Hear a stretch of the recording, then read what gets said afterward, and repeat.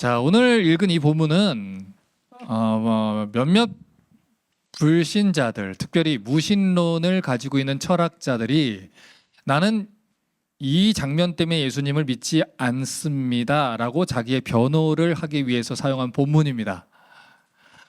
자, 그러면 어떤 얘기길래 이 사람들이 이 본문을 근거로 내세우는지 좀 말씀을 좀 살펴보면, 오늘 얘기는 간단합니다. 예수님이 가다라라고 하는 지역에 귀신 들린 사람을 만나러 가던 중에 바닷가에서 배를 타고 가다가 큰 파도를 만났다라는 거죠.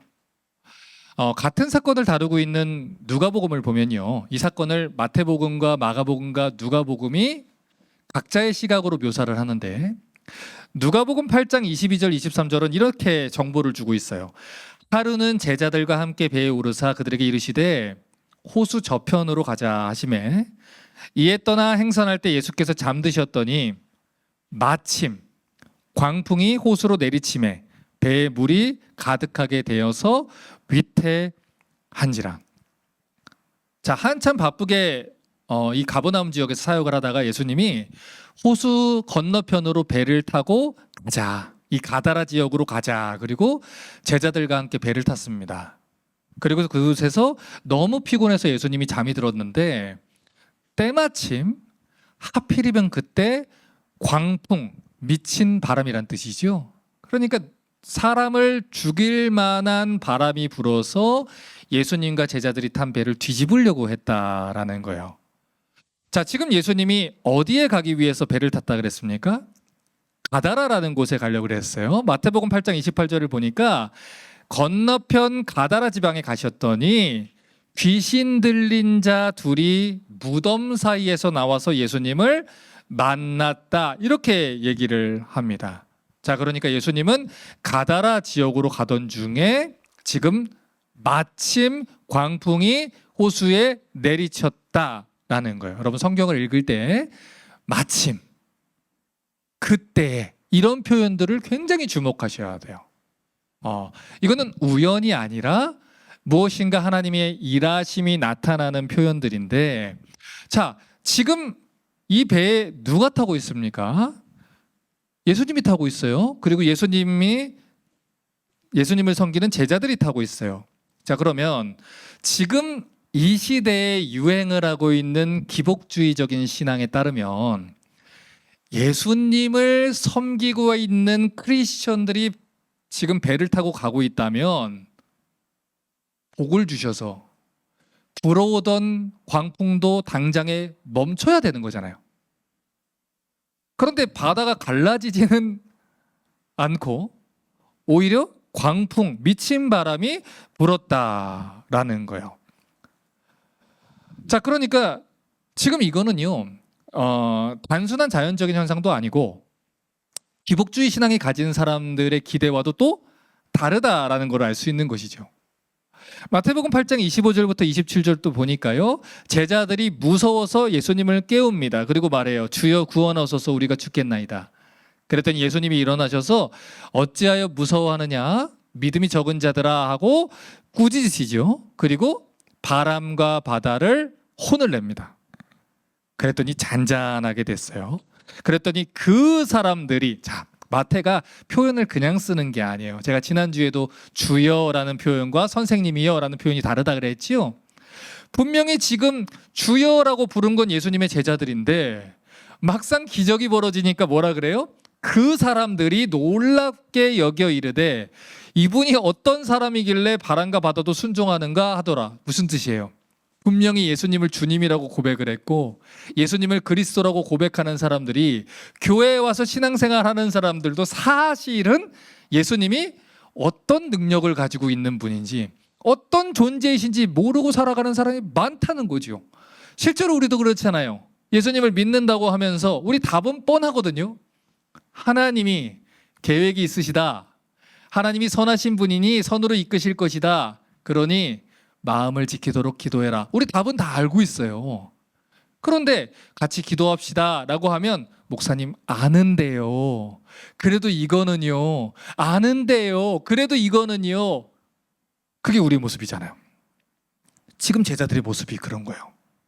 예수님을 믿는다고 하지만 예수님이 어떤 분인지 정확히 모르니까 광풍이 불어올 때 두려워서 날뛰고 있는 것이죠. 자, 그러면 이제 이런 질문을 또 해봐야 될 것 같아요. 왜 광풍이 예수님이 타고 계신 배에 불어 닥쳤냐는 것이죠.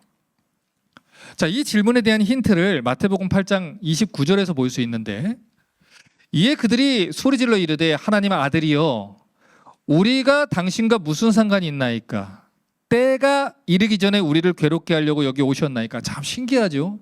제자들은 예수님을 보면서 이분이 누구이길래 광풍도 잠재웁니까? 라고 하고 있는데 귀신은 예수님이 하나님의 아들이란 걸 알아요. 그렇죠? 그러니까 마태는 의도적으로 유대인들에게 복음을 전하면서 하나님의 선민이라고 하는 이스라엘이 오히려 하나님을 모르고 있다, 이 얘기를 하는 겁니다. 교회를 오래 다녔고 직분을 받은 사람들이 사실은 하나님이 누군지 모르고 있다. 귀신은 아는데 제자들은 모르고 있다, 이 얘기를 하는 것이죠. 자, 그런데 지금 군대 귀신을 마주했을 때 귀신들이 뭐라 그랬냐면 때가 이르기 전에 우리를 괴롭게 하려고 오셨습니까? 이렇게 얘기했어요. 자, 이 때가 무슨 때냐고요.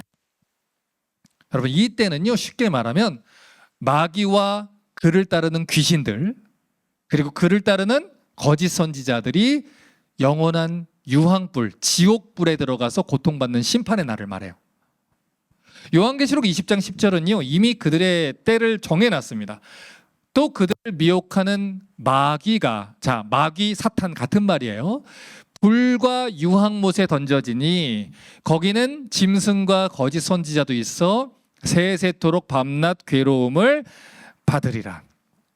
자, 그러니까 이 사실을 마귀가 알아요. 이 사실을 마귀가 따르는 귀신들이 알아요. 그래서 어떻게든 예수님이 십자가를 지시고 우리의 죄를 다 해결하시고 이 땅에 다시 오시는 그 사역을 방해하려고, 멈추려고 애를 쓰는 겁니다. 그래서 예수님이 처음 태어났을 때는 헤롯 대왕을 통해서 2살 이하의 아이들을 다 죽이려고 했고, 그리고 지금은 예수님이 타신 그 배를 엎어버리려고 했던 거예요. 그리고 궁극적으로 예수님이 가는 그 길을 막으려고 했다라는 것입니다. 자, 그러니까 오늘 이런 정황을 살펴볼 때 오늘 배에 불어닥친 광풍도 이런 마귀의 사정하고 연관시켜서 생각을 좀 해야 된다라는 것이죠. 여러분, 우리나라 사람들 좀 그런 게 있는데, 우리 바다 사람들도 그렇거든요. 옛날에 뭐 우리 드라마를 보면 어촌에 있는 사람들이 바다를 무서워해서 제사를 드리고 제물을 바치잖아요. 그렇죠. 우리말로 하면 용왕님이 노하셨다, 그런 얘기들을 했었잖아요. 그런 것처럼 이스라엘 사람들도요, 이 어촌에 있는 사람들이 이 바다라는 곳이 마귀가 지배하는 영역이다라는 잘못된 신학을 가지고 있었어요. 그래서 이 배를 타고 나갔을 때 그 사람들의 배를 엎어버리고 사람을 해치고 이런 것들이 절대 이건 하나님으로부터 나오는 게 아니다, 이건 마귀의 영역이다, 그러니까 바다는 마귀의 영역이니까 우리가 그걸 인지해야 된다, 이런 생각들을 좀 가지고 있었다라는 거죠. 그러니까 예수님의 제자들이 막 파도가 치고 나니까 여기를 가면은 큰일 나겠다, 무서운 거죠.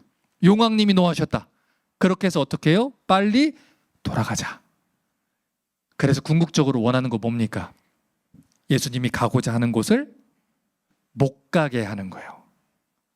마태복음 8장 26절을 보면 그래서 이런 표현이 있어요. 예수께서 이르시되 어찌하여 무서워하느냐, 믿음이 작은 자들아, 곧 일어나사 바람과 바다를 꾸짖으시니 잔잔하게 되었다. 자, 지금 바다에게, 바람에게 명령하셨다라고 얘기하지 않아요. 꾸짖으셨다라고 얘기를 해요. 왜요? 어딜 감히 피조물이 창조주 하나님의 발걸음을 막느냐는 것이죠. 어딜 감히 피조물이 이 마귀의 명령을 듣고 창조주 하나님의 발걸음을 막고 있느냐라고 꾸짖으셨다라는 거예요. 자, 그러면 오늘 이 마귀는 왜 예수님이 가다라 지역에 가고자 하는 것을 막으려고 했겠습니까? 왜 광풍, 미친 바람으로 막으려고 했겠어요? 이유는 하나입니다. 그 땅에 미친 사람이 있었거든요. 그 땅에 군대 귀신 들려 고통당하는 사람들이 있었거든요. 이 가다라라고 하는 지역은요, 로마라는 나라에 소속되어 있는 지역이었어요. 그런데 그 같은 사건을 다루고 있는 마가복음 5장 20절을 보니까요, 이렇게 얘기해요. 그가 가서 예수께서 자기에게 어떻게 큰 일 행하셨는지를, 자, 성경에서 하나님의 큰 일이라는 표현이 나오면 반드시 구원의 일입니다. 그 구원의 일을 행하셨는지를 어디에 전파했어요? 데가볼리에 전파했다라고 해요. 이 데가볼리는 로마 말로 데카폴리스라는 말이에요. 데카라는 말이 넘버 10입니다. 그리고 폴리스, 우리 그리스어에서 폴리스, 도시지요. 그러니까 이 로마가 그 당시에 자기들의 식민지를 도시를 10개씩을 나눠서 구획을 정해서 다스렸단 말이에요. 그러니 이 데카폴리스라는 지역, 10개씩 묶인 지역 안에 이 가다라라는 동네가 있었다라는 거예요. 우리말로 하면 카운티 정도로 여러분 이해하시면 돼요. 그렇게 묶여 있었다라는 거예요. 자, 그런데 오늘 예수님이 그 이방인들의 땅, 여기는 유대 지역이 아니잖아요. 이스라엘의 땅이 아니에요. 이방인들의 땅이었던 이 가다라 땅을 왜 갔느냐? 마태복음 9장 1절 보니까 이 가다라 땅에서 귀신 들린 자를 고치고 나서 본 동네로 다시 돌아왔다라는 장면이 있어요. 지금 이 본 동네란 가버나움을 얘기를 하는데, 이 가버나움이라는 동네로 다시 이 군대 귀신 들린 사람을 고치고 나서 곧장 다시 돌아왔다. 자, 그러니까 이 말은 무슨 말이에요? 가다라에 가신 이유가 군대 귀신 들린 사람을 고치기 위함이었다라는 거예요. 여러분, 가버나움에서 이 가다라 지역까지 한 55km 정도 됩니다. 그거를 이 미친 바람을 뚫고서 갔어요. 그래서 그 사람을 구원했어요. 자, 이미 힌트가 나왔어요. 이 사람은 예수님한테는 너무너무 소중한 사람이다라는 거죠. 자, 그러면 얼마나 대단한 사람이길래, 얼마나 위대한 사람이길래 예수님이 그 사람 하나 만나려고 이렇게 배를 뚫고 이 바람을 뚫고 가셨을까요? 8장 28절 보니까 이 사람을 이렇게 얘기해요. 또 예수께서 건너편 가다라 지방에 가심에 귀신 들린 자 2사람이 무덤 사이에서 예수님을 만나니 그들은 몹시 사나워 아무도 그 길로 지나갈 수 없을 지경이었더라. 귀신 들린 사람이네요. 로마의 황제도 아니고 백부장도 아니고 귀신 들린 사람이네요. 그런데 그 사람을 만나러 예수님이 찾아갔는데 이 사람을 마가복음 5장 3절에서 5절 보니까 이렇게 또 얘기합니다. 그 사람은 무덤 사이에 거하는데 이제는 아무도 그를 쇠사슬로 매일 수 없게 됐으니 이는 여러 번 고랑과 쇠사슬에 매였어도 쇠사슬을 끊고 고랑을 깨뜨렸음이라. 그래서 아무도 그를 제어할 힘이 없는지라 밤낮 무덤 사이에서나 산에서나 늘 소리 지르며 돌로 자기의 몸을 해치고 있었더라. 자, 지금 이 무덤 사이에 있었던 사람이 몇 명입니까? 지금 마가복음은 그 사람이라고 했고요. 마태복음은 2사람이라고 했어요. 이상하죠? 어떤 사람은요, 이 마가복음은 한 사람이라고 하는데 마태복음이 2사람이라고 하는 거 보니까 이 예수님의 제자들이 사기치려고 그러다가 서로 데이터가 안 맞았나 보다. 성경은 사람이 만든 거짓말이다. 이렇게 얘기를 해요. 자, 그러면 제가 이걸 쉽게 설명 한번 해볼게요. 예를 들어서 우리 욱준 형제가 나랑 가다가 시온마켓에서 만났어요. 어느 날. 그래서 저랑 제 아내랑 만났어요. 그래서 와서 사람들한테 얘기하는 거예요. 어제 목사님하고 사모님하고 만났는데 어제 커피 한잔 했어요. 근데 옆에 있는 유경자매가 또 다른 사람한테 얘기하는데 어제 저희 목사님 만났는데요. 이렇게 얘기를 했어요. 틀린 얘기를 하는 겁니까? 아니잖아요. 다른 복음서에서는 그 이야기를 이끌어가는 그 사람의 상태와 상황에 초점을 맞춘 것이고, 마태는요, 유대인들을 위해서 쓴 복음서이기 때문에 그 당시 유대 율법의 증인의 최소 정족수인 2명이라는 숫자를 일부러 강조를 계속하는 거예요. 그래서 이 사실이 2사람이 경험했던 진짜 사실입니다 라는 거를 일부러 얘기를 하는 것이죠. 이 사실이 사실이라는 거예요. 자, 그러니까 뭐 예를 들어서 이 마태복음의 또 다른 사건을 살펴보면 마가는요, 여리고에 있는 사람이 바디메오라는 소경이다, 맹인이다, 이렇게 주목을 해요. 그러니 마가의 이야기를 보면 소경은 한 사람이에요. 그런데 마태는 여리고에 두 소경이 있었더니라고 고백을 합니다. 자, 그러니까 둘인데 마가는 그 중에 하나인 바디메오한테 주목을 한 거고, 마태는 두 사람이라는 두 명에다가 집중을 해서 이것이 사실입니다, 이 얘기를 한다라는 것이죠. 그런데 우리가 성경을 믿고 싶지 않으니까, 그 말씀이 사실이면 내 삶을 바꿔야 되니까 그 성경이 가짜라고 자꾸 얘기를 하려고 한다는 거예요. 제가 수요일에도 한번 말씀드렸죠.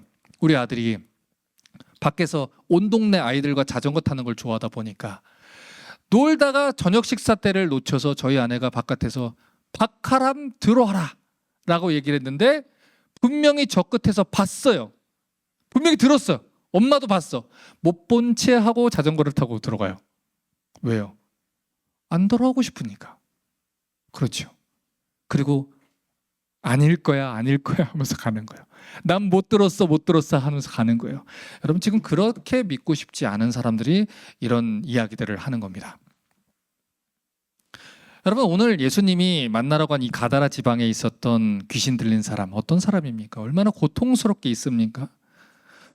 얼마나 외롭게 있습니까? 얼마나 불쌍하게 소리 지르고 있습니까? 그런데 그런 사람을 예수님이 귀하게 여기셔서 가서 만나주시고 고쳐주시고 그리고 돌아왔다. 얼마나 은혜 가득한 이야기입니까? 그런데 이 은혜가 넘치는 사건을 보면서 사람들이 이 사건에 대해서 예수님에 대한 원망과 의문을 가지며 나는 이래서 예수님을 믿지 않아요 라고 얘기한 사람들이 많았다라는 거예요. 그 중에 하나가 방금 전에 얘기했던 2명이냐 1명이냐 이걸 가지고 거짓말이다 한 사람이 있었고요. 또 다른 사람들은 특별히 이 버트런트 러셀이라고 하는 유명한 철학자입니다.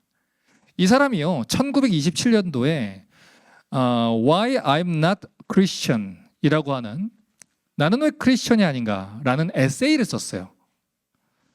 그리고 나서 그 에세이에서 이 가다라 지방의 돼지떼 사건을 정면으로 비판을 했습니다. 이 러셀의 주장은 이랬어요. 예수님이 그 사람을 고쳐준 거는 잘했어요. 귀신을 내쫓은 거 잘했어요. 그런데 돼지들은 무슨 죄가 있나요? 그리고 이 가다라 지방의 돼지 주인들은 무슨 죄가 있나요? 그분이 진짜 선하신 하나님이면, 그분이 정말 선하신 사랑의 하나님이면 왜 아무 죄도 없는 돼지들을 다 죽이고 평화롭게 거하던 이 거라사 사람들의 삶을, 가다라 사람들의 삶을 파괴하실 수 있습니까?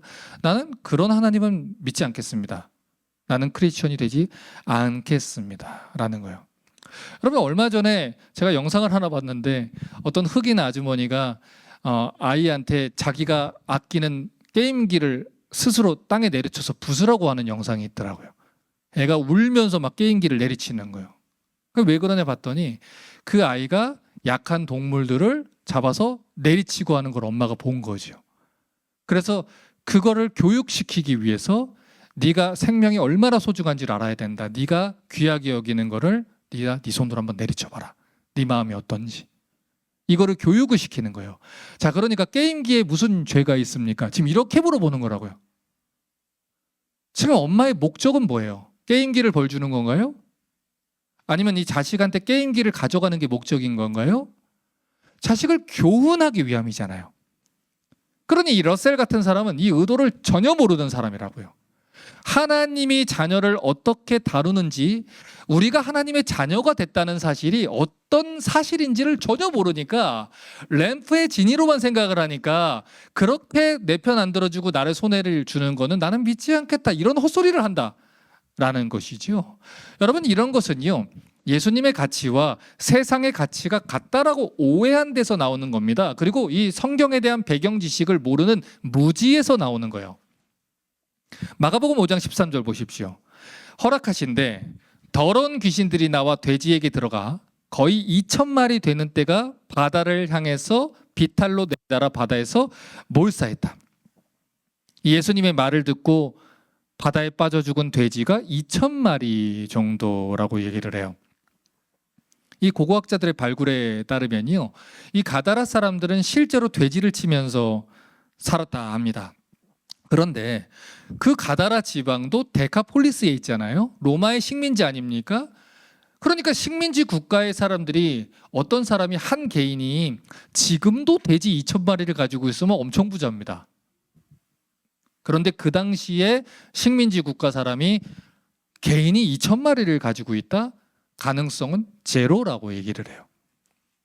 그러니까 성경학자들은 그 당시에 이 가다라 지역의 사람들이 이 돼지를 어떻게 이렇게 많이 가질 수 있었냐라고 조사를 해보니까, 그 당시 이 양들을 기를 때도, 돼지를 기를 때도 이 공동 우리를 마을에서 같이 짓고, 그리고 그것을 밤낮으로 돌보줄 이 목자, 삭군이라고 부르는 겁니다. 그 사람을 돈을 주고 고용해서 이 돼지들을 함께 돌보게 했다라는 겁니다. 그러니까 뭐 한마디로 말하면 마을의 개 같은 것이고, 마을의 공동 사업 같은 것을 하고 있다라는 거예요. 그래서 누가복음 8장 34, 35절을 보니까 돼지를 치던 자들이 돼지들이 죽은 것을 보고 성내와 마을에 알려서 그 사람들이 예수님께 나오게 했다, 이렇게 얘기를 하는 겁니다. 자, 분명히 말하잖아요. 돼지를 치던 자들이 있잖아요. 그렇죠? 돼지의 주인들이 있잖아요. 그런데 만약에 이것을 빨리 보고를 안 하면 내가 돼지를 잘못 돌봐서 돼지가 죽은 거라고 해서 손해배상을 청구할 거니까, 예수님이 계시는 동안 빨리 데리고 와서 이 사건을 보고하려고 돼지 치던 자들이 갔던 거예요. 그래서 이 돼지 주인들이 왔더니 한쪽에는 돼지들이 꾸역꾸역 하면서 죽는 모습이 있고, 다른 한쪽에는 정신이 온전해서 이제는 눈이 또렷한 우리 마을 사람 하나가 앉아 있었다라는 겁니다. 자, 그러면 우리 예수님이 그때 그 마을 사람들한테 기대했던 반응은 뭐였을까요? 아이고 누구 아빠, 아이고 누구 형, 끌어안고 잔치를 벌이는, 기뻐하며 축제를 벌이는 그런 모습을 기대하지 않았겠어요? 그런데요, 이 가다라 사람들은요, 그 나음받은 사람한테는 관심이 하나도 없습니다. 그들의 오로지 관심은 뭡니까? 돼지예요. 누가복음 8장 37절에 거라사인의 땅 근방 모든 백성이 크게 기뻐하여? 아니지요, 두려워하여. 왜 두려워합니까? 왜 두려워할까요? 크게 화가 나서. 그럼 이해가 돼요. 두려워했대요. 예수께 떠나가시기를 구합니다. 여러분, 손해배상을 청구하면서 화를 냈다, 그러면 좀 이해가 되죠. 그런데 두려워했다라고 얘기를 합니다. 자, 이런 질문을 해야 되는 거예요. 왜 두려워했을까요? 그 형제를 보면서 기뻐한 것도 아니고, 화를 내며 손해배상 청구한 것도 아니고, 오히려 두려워하면서 떠나기를 간구했다라는 거예요. 이상하죠? 여러분, 지금 이 시점에서는요, 이 요한복음의 기록을 보면 예수님이 돌아다니는 곳곳마다 사람들이 쫓아다닐 때예요. 예수님 배 타고 가면 미리 사람들이 앞질러 가서 예수님 내리는 곳에 찾아가서 예수님 안수해 주세요, 예수님 기적 보여주세요, 예수님 우리 아이 좀 축복해 주세요, 이럴 때라고요.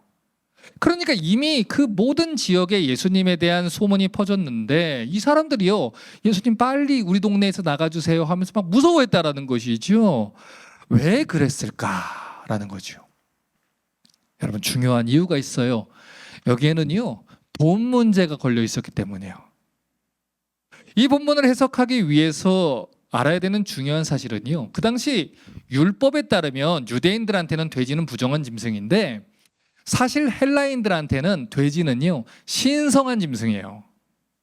제우스 신전에서 가장 가치 있게 드리는 제물 중에 하나가 돼지입니다. 그래서 그 당시에 이 돼지를 길러서 사업을 하는 거는요, 아주 많은 돈을 벌 수 있었어요. 그리고 그 지역에서 돈을 몇 마리나 가지고 있느냐가 그 사람의 권력과 부를 나타내는 척도가 됐습니다. 그래서 그 사람들이 공동으로 돼지를 기른 거예요. 그래서 그 돼지들이 계속해서 암컷과 수컷들이 서로 교배를 하면서 새끼를 많이 낳아서 우리가 부자 되자, 그렇게 했는데, 어느 날 그들 중에 한 사람에게 귀신이 들어간 거죠. 그런데 귀신이 들어간 이 사람이 마가복음 5장 5절 보니까 밤이고 낮이고 무덤 사이에서 막 산 위에서 돼지들을 밟고 막 뛰어다니면서 소리를 지릅니다. 돌로 자기의 몸을 막 해하고요. 돌을 집어던지고 하니까 이 사람들의 마음에 걱정이 되는 거예요. 돼지들이 상할까 봐. 여러분, 사람도 이런 일이 벌어지면 스트레스를 받겠지만 동물들은요, 특별히 이 짝짓기를 할 때 스트레스가 심하면 짝짓기를 안 한다고 합니다. 그리고 아이를 갖지 않는다 그래요, 새끼를.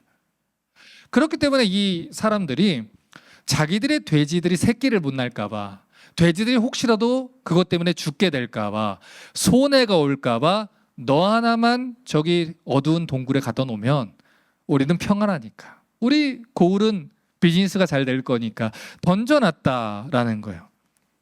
그래서 마가복음 5장 3절 4절 보면 이 동네 사람들이 그 사람을 쇠사슬과 고랑에 묶어놨다라고 얘기합니다. 여러분, 스스로 고랑에 묶였어요? 스스로 쇠사슬을 묶었겠어요? 사람들이 묶은 것이죠. 왜요? 귀신 들려서 소리 지르니까. 내 돼지들이 새끼를 못 빼게 하니까.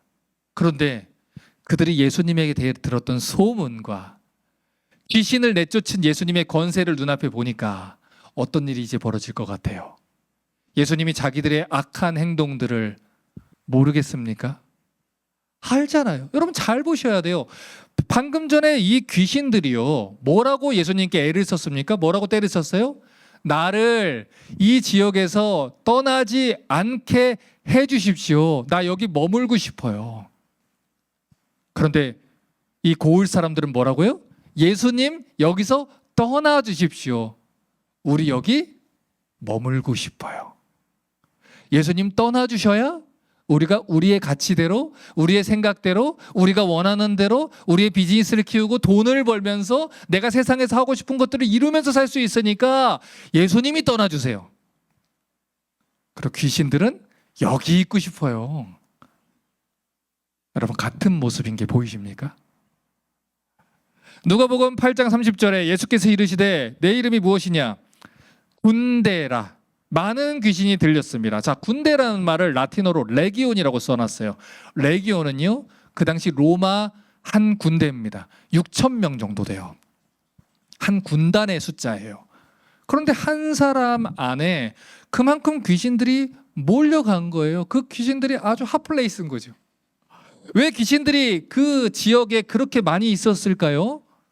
그 지역이 너무 좋은 거예요. 여러분, 우리도 왜 프리스코로 사람들이 몰려가고 왜 플레이노로 사람들이 몰려갑니까? 여러분, 집 살 때 제일 먼저 고려하는 게 뭐예요? 학군이시죠? 여기 학군이 좋다더라, 몰려가시죠? 여기 인프라가 좋다더라, 몰려가시지요? 귀신들에게 아주 좋은 학군인 겁니다. 아주 좋은 인프라가 있는 거예요. 왜요? 자기들의 이 돈을 위해서라면 얼마든지 그 사람들을 쇠사슬에 묶어서 던져놓을 수 있는 존재들. 그래서 마가복음 5장 10절에 얘기한 거예요. 우리를 이 지방에서 떠나지 않게 하소서. 너무 좋은 것이지요. 내 재산에 손해가 올 것 같다고 사람을 쇠고랑에 묶어서 던져버리는 사람이잖아요. 내 재물을 지키기 위해서는 무슨 짓이라도 할 수 있는 사람들이 있잖아요. 여러분, 그러니 죄로 인해서 썩은 냄새가 풍겨나는 동네인 거지요. 그러니 귀신들이 좋아할 수밖에 없는 거예요. 여러분, 이 사람의 입장에 한번 대보죠. 처음 이 귀신 들린 사람이 얼마나 이웃들을 원망했을까요? 아니, 그 귀신 들린 사람의 가족이 얼마나 이웃들을 원망을 했을까요? 상상력을 발휘해 보십시오. 그 아빠를 쇠사슬에 묶고 무덤 사이에 던져놓는 이웃들, 그 아빠를 쫓아서 울며 뛰어가는 어린 딸의 모습을 상상해 보십시오. 그러나 아무 상관이 없는 것이죠. 마가복음 5장 5절에 밤낮 무덤 사이에서나 산에서나 늘 소리 지르며 돌로 자기의 몸을 해치고 있었더라. 분노를 풀 곳이 없어요. 그러니 돌을 들어서 자기를 해하고 있어요. 여러분, 그러니 이런 곳에 귀신들이 많이 몰려오는 게 뭐가 이상합니까? 돼지가 무슨 죄가 있어서 죽였느냐? 그런 논리로 얘기를 할 거라면 돼지는 죄가 없을 수 있겠지요. 그러면 가다라 사람들의 죄는 어떻습니까? 하나님이 사랑하는 그 영혼을 자신의 돈 때문에 집어던져 놓은 이 가다라 사람들의 죄는 하나님이 어떻게 생각을 하실까요? 누가복음 15장 4절부터 7절을 보면요, 예수님이 이런 얘기를 하십니다. 너희 중에 어떤 사람이 양이 100마리가 있는데 하나를 잃으면 99마리 여기다가 두고 그 한 마리를 찾으러 가지 않겠느냐? 그리고 찾고 나면 즐거워서 어깨에 메고 집에 와서 이웃들을 불러서 나와 함께 즐기자, 나와 잃은 양을 찾아내었노라 아니라. 이와 같이 죄인한 사람이 회개하면 하늘에서는 회개할 것 없는 의인 아홉으로 말미암아 기뻐하는 것보다 더하리라. 여러분, 이건요 말도 안 되는 비유예요. 왜 말도 안 되느냐? 잘 생각해 보세요. 양을 한 마리 찾았어요. 그래서 잔치를 벌여요. 온 동네 사람들을 불러서. 그 당시 잔치를 3일에서 7일 정도 벌어집니다. 그러면 양 몇 마리 먹겠습니까? 그 한 마리만 먹겠습니까? 더 먹겠지요. 그런데 잔치를 벌여요. 하나님 마음을 얘기하는 거예요. 하나님에게는 돼지 2,000마리, 2,000만원을 지키는 것보다 한 마리 없애는 게 낫다. 이 돼지들 사업 잘 되면 우리 가족들 다 행복하게 살 수 있고, 우리 이렇게 얘기하잖아요. 하나님이 우리 아버지인데 우리가 가난하게 살기를 원하겠어? 우리가 잘 먹고 잘 살기를 원하시겠지. 그러니까 한 사람만 희생하면 되는 거예요. 일할 때 우리도 우리 안에 얼마나 많은 돼지떼들이 있습니까? 우리 비즈니스를 지키기 위해서 임금 떼먹고, 월급 줘야 되는 거 차일 피일 미루고, 마땅히 줘야 될 것들 주지 않으면서 자기들의 가게들, 자기들이 그래서 부자 되는 사람들이 얼마나 많습니까? 오늘날 크리스천들 사업하는 사람들 가운데서 불법으로 또 사람에게 하지 말아야 될 짓들을 하면서 얼마나 그 일들을 많이 합니까? 여러분, 제가 2주 전인가요? 제가 청년 때 강릉에서 온 청년 하나를, 이 청년이 너무 짠해서 제가 아는 그 친구 어머니한테 부탁해서 집을 얻어주고, 제가 그 당시 청약저축을 들었던, 대단하지 않습니까? 22살 때 청약저축이란. 공감하지 못하시는군요. 그런데 그 청약저축을 깨가지고 그 친구에게 제가 빌려줬습니다. 근데 그 친구가 안 갚는 거예요. 시간이 지나도 안 갚아요. 그래서 나중에 한 8년 정도 지나서 제가 전화를 해서 제 마음속에 미움이 자라는 게 너무 싫어서 갚지 마라. 나는 못 받은 셈 치겠다. 라고 했더니 그때부터 이 친구가 만나는 사람들마다 다 제 이제 흉을 보고 다니는 일들이 벌어졌어요. 그러니까 그때 당시 굉장히 억울했겠죠, 제가. 억울했겠지요. 그러나 이제 시간이 지나가지고 2주 전에 그 친구의 소식을 들었는데, 사업을 하다가 다른 사람들한테 투자로 사기를 치고서 몇십억의 사기를 치다가 감옥에 가서 갔다가 나온 거예요. 그리고 지금 또 사업을 하고 있는데 그런 정황들이 또 들리는 것이죠. 그럼 목사님 아들이거든요. 심지어 신학교도 졸업했거든요.